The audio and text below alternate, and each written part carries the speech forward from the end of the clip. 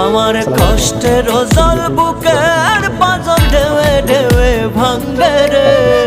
মন পরাণ ডুবে আমার দম ফুরাইয়া মরে রে মন পরাণ ডুবে আমার দম ফুরাইয়া মরে আমার কষ্টের জল বুকের পাজল ঢেউে ঢেউে ভাঙ্গে রে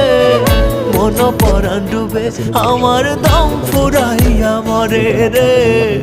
মন পরাণ ডুবে আমার দম ফুরাইয়া মরে জরুরি না তো যেহেতু বাতাস আমরা এই কথা পালাইছি এরপরে মাঝখানে ফ্যামিলির পাশে তো তারপরে বক্সের পাশে এখান থেকে এক ইঞ্চি লাইন দিয়ে আমরা ডাইরেক্ট এই যে সার্কুলার বক্স থেকে সার্কুলার বক্সে টানতেছি